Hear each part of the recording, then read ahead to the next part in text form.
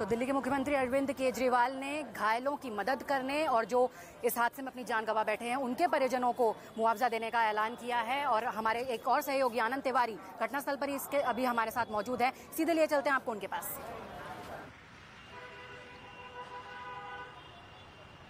जी देखिए स्वाति, हम बिल्कुल लगातार ग्राउंड जीरो पर खड़े हैं। सुबह 6 बजे से लगातार न्यूज 18 यहाँ पर आपको पल पल का हाल जो है वो बता रहा है। और देखिए मैं एक बार आपको फिर से तस्वीरें दिखा रहा हूँ। फर्स्ट फ्लोर पे एनडीआरएफ के जो टीम के जो सदस्य हैं वो लगातार सुबह से ही पूरी मुस्तैदी से जो है वो सर्च ऑपरेशन में जुटे हुए हैं। सेकंड फ्लोर पे अभी हमने तस्वीरें देखी थी, जो एफएसएल की टीम आई थी, जो एचओडी संजीव गुप्ता की अगुवाई में, वो यहाँ से एग्जिबिट जो है वो इकट्ठा कर रही थी। और आप देखिए थर्ड फ्लोर पर आप देखिए उधर राइट हैंड साइड में भी देखिए जो एनडीआरएफ के जो अधिकारी है वो हमें नजर आ रहे हैं। वो आप देखिए, ये देखिए एनडीआरएफ के अधिकारी थर्ड फ्लोर पे भी यहाँ पर नजर आ रहे हैं, जो लगातार सर्च ऑपरेशन कर रहे हैं। और जब हम बिल्कुल इस बिल्डिंग के करीब से खड़े होकर रिपोर्टिंग कर रहे थे तो जो इसकी हीट है गर्मी की, वो यहाँ तक हमें महसूस हो रही थी, क्योंकि जो अभी भी धुआं है वो रह के वहां से उठ रहा है। और कूलिंग ऑपरेशन में अभी कुछ वक्त और लगेगा। लेकिन यहाँ पर दिल्ली के मुख्यमंत्री आए थे, हंस यहाँ पर आए थे, मनीष सिसोदिया यहाँ पर पहुंचे थे, तमाम प्रशासनिक अधिकारियों का जमावड़ा यहाँ पर लगा हुआ है। और यहाँ पर अब सबसे बड़ी दिक्कत ये आ रही है, इस बिल्डिंग में जो लोग काम कर रहे थे, जिनके परिवार के सदस्य जो है यहाँ पर काम करते थे 8,000 10,000 रुपए की सैलरी में, वो अपने घर नहीं पहुंचे हैं। वो कहाँ हैं, क्या इस आग की चपेट में वो आ चुके हैं या वो मिसिंग है, तो आखिर कहाँ है, इसी बात को लेकर उनके परिजन परेशान है, बेहाल है। वो जगह जगह चक्कर काट रहे हैं। यहाँ पर मीडिया में तस्वीरें दिखा रहे हैं कि शायद उनके परिवार वाले जो इस फैक्ट्री में काम करते थे वो घर वापस लौट आए। और जो उसी जिस मुंडका के जिस इमारत में आग लगी वहीं पर काम करने वाले सनी यादव से न्यूज 18 ने एक्सक्लूसिव बातचीत की है, जिन्होंने हमें उस कल शाम को वो हादसा कैसे हुआ उसके बारे में पूरी जानकारी दी। मुंडका में जहाँ पे घटना हुई है ना, वहाँ पर हमने वो बीएसएल रियल एस्टेट का बोर्ड देखा, उसमें आपका और ये मनीष लाकड़ा का नाम लिखा हुआ है। ये मनीष लाकड़ा आपके पार्टनर है, कौन है ये? नहीं भैया, वो तो उन्होंने ऐसे ही लिखाया था कि 1 महीने पहले ही हमारी थोड़ी सी मतलब बातचीत हुई थी, तो बोले मैं रोड पे दुकान ढूंढ रहा था। वो बोले भाई मेरी दुकान खाली पड़ी है, ये नीचे का ऑफिस है, बोले इसमें बैठ जाया करो, आप कर लिया करो काम। बाकी इसके अलावा मेरा कोई उससे ना तो लिंक है, ना कोई मेरी जान पहचान। तो सुनील जी, ये मनीष लाकड़ा ऊपर ही रहते थे यहाँ पर इसी बिल्डिंग में? हाँ, रहते ऊपर ही थे जी। और ये बिल्डिंग उन्हीं की है, इसके मालिक वही है? हाँ, मालिक तो वही है। तो ये कब से यहाँ पर चल रहा है ये सीसीटीवी वाली इनकी कंपनी? सर इस चीज की नॉलेज नहीं, क्योंकि मैं ही 1 महीने पहले उनसे मेरी मुलाकात हुई थी। अच्छा, आप ही 1 महीने पहले आए अभी यहाँ पर? हाँ, मैं 1 महीने पहले ही आया हूँ इनके पास। तो आप यही रहते हैं सुनील जी? हाँ जी, आप यही रहते हैं मुंडका में? हाँ, मुंडका में रहता हूँ जी। तो आपका एक कहाँ पे हम आपसे मिल सकते हैं? अभी कहाँ पर हैं आप? सर मेरे को खुद अभी थाने में बैठा रखते हैं। तो दिल्ली के मुंडका में हुए इस दर्दनाक हादसे की एक एक अपडेट हम लगातार पहुंचा रहे हैं। एक एक अपडेट पर हमारी नजर लगातार बनी हुई है। वो हादसा जो कल शाम को एक सीसीटीवी कैमरे बनाने वाली फैक्ट्री में आग लगी और उसके बाद 27 लोगों की मौत हो गई। दिल्ली के मुख्यमंत्री अरविंद केजरीवाल घटनास्थल पर पहुंचे, वहां उन्होंने घायलों को, मृतकों के परिजनों को मुआवजे का ऐलान किया। वहीं इस वक्त हमारे साथ जावेद मंसूरी मौजूद हैं, जो कि संजय गांधी मेमोरियल अस्पताल में बने हुए हैं, जहां इस घटना के, इस हादसे के घायलों का इलाज चल रहा है। देखिए, अभी संजय गांधी अस्पताल में अगर हम तस्वीरें देखें तो यहाँ पर सुबह से जो परिजन हैं वो लगातार पहुँच रहे हैं।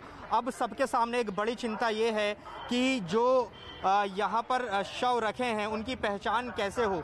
ऐसे कई परिवार हैं जो यहाँ पहुँचे थे लेकिन अंदर गए भी, उनके अपने मिसिंग हैं, लेकिन उनको पहचान नहीं पाए हैं। वो उम्मीद कर रहे हैं कि उनको अभी भी मिलेंगी। देखिए, गायत्री जी हैं, इनसे एक बार बात कर लेते हैं। आप अंदर गए थे क्या? हाँ। क्या अंदर आप देखकर आए, आपकी बेटी जो पूजा है वो मिसिंग है, क्या पता चल रहा है, क्या बता रहे हैं अस्पताल? इसमें पहचान नहीं है कि उसके हाथ में 2 कड़े हैं, छोटे छोटे 2 कड़े हैं, बस उसी से पहचान है। तो वो कड़े है नहीं कोई हाथ में, कड़े नहीं है? नहीं है। पूजा अकेली ही थी घर में कमाने वाली, उनकी अकेली थी। देखिए, ये पूजा की माँ हैं जो बता रही हैं कि पूजा घर में अकेली कमाने वाली थी, काम कर रही थी, लेकिन लापता हैं। अस्पताल इस उम्मीद में पहुंचे हैं कि पूजा मिले, लेकिन समीर शर्मा का इस पूरी घटना पर क्या कहना है, आइए सुनते हैं।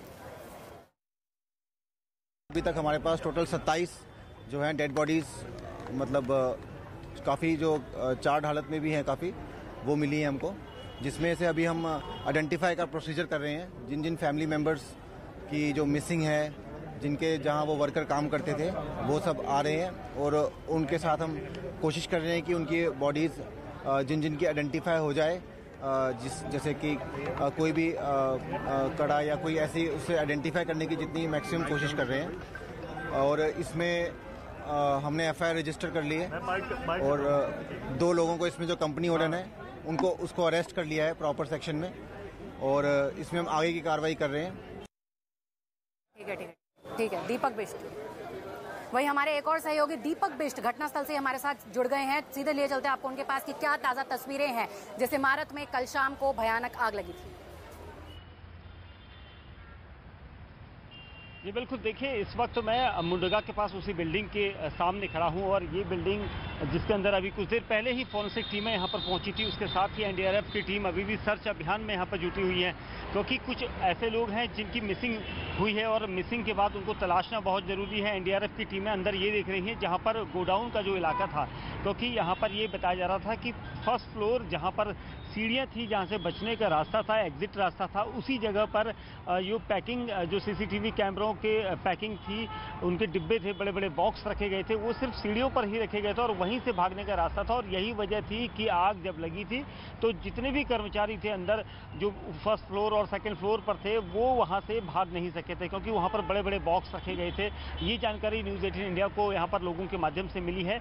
अब एनडीआरएफ की टीम सर्च कर रही है और कोशिश कर रही है कि वहाँ से कुछ ऐसी चीज़ें मिले, क्योंकि जो लोग मिसिंग हैं उनको तलाशना बहुत बड़ा टास्क होगा। हालांकि आधा जो फ्लोर है वो पूरी तरह से हटा दिया गया है, क्लीन कर दिया गया है, लेकिन अभी भी कई चीज़ें अंदर हो सकती हैं जिसे तलाशना ज़रूरी है, क्योंकि जो आग थी उस आग को लगने के बाद यहाँ पर सबसे महत्वपूर्ण चीज़ें जानने के लिए लोगों के लिए यह है कि आग जो है उन बॉक्स में सबसे पहले लगी थी जहाँ पर सामान रखा गया था, सीसीटीवी और डीवीआर और वायर, ये ऐसे चीज़ें थी जहाँ पर सबसे पहले आग पकड़ी थी। और कैसे आग लगी इसकी जानकारी देने वाला कोई नहीं मिला, लेकिन आग जो लोगों ने देखी, जो चश्मदीदों ने देखी, वो आग सीढ़ियों के पास से दिखाई दी थी और उसी सीढ़ी के पास एग्जिट गेट था और यही वजह थी कि आग बढ़ गई। और उस आग को बढ़ने के बाद जब तक फर्स्ट फ्लोर में ये आग लगी थी, सेकंड फ्लोर में जब लोगों को पता चला तो काफ़ी देर हो चुकी थी और लोग जो जिनमें सबसे ज़्यादा महिलाएं थी, क्योंकि महिलाओं का जो काम होता था यहाँ पर पैकेजिंग का काम होता था, पैकिंग का काम होता था, असेंबल करने का काम होता था, केमिकल्स को स्टोर जो बॉक्स में उनको पॉलिश करने का काम होता था। तो ये सारी चीज़ें जो है महिलाओं के द्वारा ज़्यादा होती थी और इसी वजह से यहाँ पर महिला कर्मचारियों की संख्या ज़्यादा थी। उसी दौरान एक ऐसी मीटिंग चल रही थी जो अंदर हॉल में चल रही थी और वहाँ पर लोगों को नीचे वाले फ्लोर में आग की कोई भनक नहीं लगी। और इस दिल्ली की इस वक्त की सबसे बड़ी खबर पर लगातार हमारी नजर बनी हुई है और इस वक्त हमारे एक और सहयोगी आनंद तिवारी भी घटनास्थल पर मौजूद हैं, उस इमारत के बाहर मौजूद हैं जहां कल शाम को भयानक आग लगी और 27 लोगों की जान चली गई। और उसी के बाद से अरविंद केजरीवाल मुख्यमंत्री हो, हंसराज हंस सांसद हो, दिल्ली के मुख्यमंत्री उप मुख्यमंत्री मनीष सिसोदिया हो, एक एक करके बड़े से बड़े नेता घटनास्थल पर पहुंच रहे हैं, घायलों का हाल जान रहे हैं और उसी जगह पर हमारे सहयोगी आनंद तिवारी भी मौजूद हैं।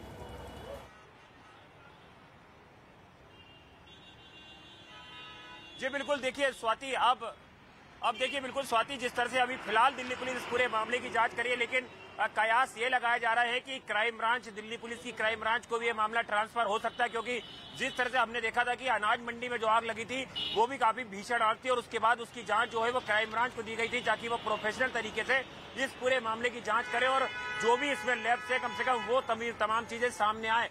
क्योंकि देखिए अभी 2 लोग जो है फैक्ट्री ओनर, उनकी गिरफ्तारी हुई है, उन्हें कोर्ट में पेश किया जाएगा, फर्दर उनकी रिमांड ली जाएगी और उनसे पूरी चीजें समझने की कोशिश की जाएंगी कि आखिर ये घटना हुई क्यों, आखिर क्योंकि कहां के लैब्स थे। क्योंकि डायरेक्टर जो फायर के हैं उन्होंने न्यूज़ 18 के कैमरे पे अभी कुछ देर पहले यहाँ पर बताया कि ना फायर ओनोसी थी, ना फायर सेफ्टी के इंतजाम थे, ना फायर फाइटिंग इक्विपमेंट थे यहाँ पर, और जो एग्जिट एंट्री था वो एक था, जबकि फैक्ट्री में ये नहीं होना चाहिए। एग्जिट एंट्री अलग अलग होना चाहिए, चाहे रेस्टोरेंट हो या कोई बड़ी कंपनियां हो या इस तरह की अगर कोई इमारत में कोई काम चल रहा है इसके अलावा जो संबंधित विभाग है, चाहे एमसीडी की बात की जाए या दिल्ली पुलिस की बात की जाए, क्या वो यहाँ पर मॉनिटरिंग करते थे कि क्या किस तरह के यहाँ पर काम हो रहा है और क्या उनका रखरखाव हो रहा है या नहीं हो रहा है? क्योंकि देखिए इलेक्ट्रिक का काम होता था, सीसीटीवी की ये फैक्ट्री थी, तो आपने देखा होगा कि जो आग थी उसमें कूलिंग करने में काफी दिक्कतों का सामना करना पड़ रहा है। और दमकल विभाग का कहना है क्योंकि काफी ज्यादा मटेरियल जो था वो बायर मटेरियल था, इसमें उसमें आग बहुत तेजी से पकड़ी और इसीलिए था कि ज्यादा लोग उस आग की चपेट में आए, आग में झुलसे, और बहुत सारे लोगों की जो मौत है वो दम घुटने से हुई थी, क्योंकि बायर के अंदर से स्मेल निकली थी। वो स्मेल इतनी ज्यादा खतरनाक थी कि उसमें कई लोगों की दम घुटने से वहां पर अंदर मौत हो गई। और जो एक दरवाजा था वो खुल नहीं पाया समय पे ताकि लोग वहां से बच सकते थे, इसलिए जो बाजू वाली बिल्डिंग थी जिसके कांच टूटे हुए, वहां से पुलिस ने उन कांच को तोड़ा और सीढ़ियों की मदद से जो लोग हैं उनको बाहर निकालने की कोशिश की। जी आनंद, इस वक्त की बड़ी खबर जो है, दिल्ली ने पूरी दिल्ली को जिस खबर ने झकझोरा हुआ है कल शाम से ही, कोई नहीं सुनता उनकी, सुनो गरीब ही मरता है।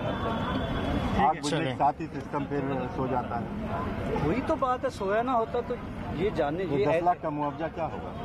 अरे 10 अरब दे दो, पूरे इंडिया की दौलत दे दो, एक बच्चा वापस ला दो बस। तो ये हंसराज हंस है हमारे साथ। हंसराज,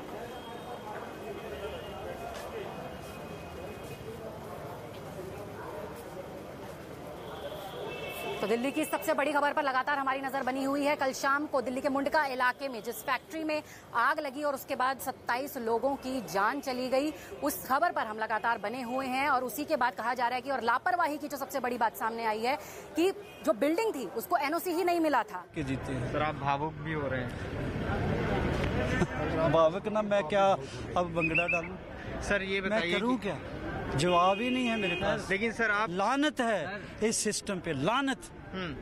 सर किसको जिम्मेदार मानते हैं इस हादसे हर बंदा जिम्मेवार, मैं भी, आप भी। कैमरे लेके पहले ही कहीं पिक्चराइज कर लिया करो मीडिया वालों। आप ड्यूटी ना बोलो, वहाँ एक जाके कैमरा लगा लिया करो जहाँ इलीगल काम हो रहा है या बच्चों से काम करा रहा है, यहाँ झूठी एनओसी दी हुई है। आप भी करो ड्यूटी, मैं एमपी हूँ, मैंने भी करनी है। मैं अपने आप पे भी लानत डालता हूँ, हर बंदे पे लानत है, इस सिस्टम पे लानत है। देखिए सर, मुआवजे का ऐलान भी किया गया है। मुआवजे से एक बच्चा ला के दिखाओ ना मुझे, एक बच्चे में जान डाल के। मुआवजे से बेहतर है, पहले करोल बाग में आग लगी थी, उससे पहले पता नहीं कितनी बार आग लगी है, कितने लोग चले गए। उससे सबक लो, आगे से ऐसी बिल्डिंग को एनओसी ना दो। सर कई नॉर्म्स जो हैं उनका उल्लंघन किया गया था उसमें। शरेआम करते हैं, आपको नहीं पता? शरेआम करप्शन है, करप्शन ना हो तो ऐसी बिल्डिंगें खड़ी हो। सर हादसा इतना भयानक है कि शिनाख्त तक नहीं हो पा रही है सर। अरे आप मोर्चरी में जाओ, अब गए, उसके बाद मेरे जैसे ही हो जाओगे। मेरा काम तो बातें करना है, मैं आर्टिस्ट रहा हूँ। हम स्टेज पे घंटे बोल सकते हैं, आपको लफ्ज ही नहीं आ रहा, क्या बोलूँ? आपका दिलो दिमाग चकरा जाता है कि ऐसी मौत भी हो सकती है। देखिए हंसराज हंस जो कि इलाके के सांसद हैं और बहुत जो संवेदना प्रकट कर रहे हैं और कह रहे हैं कि वो खुद भी जिम्मेदार हैं, हर सिस्टम जिम्मेदार है। तो ये हंसराज हंस जो कि संजय गांधी अस्पताल पहुंचे थे।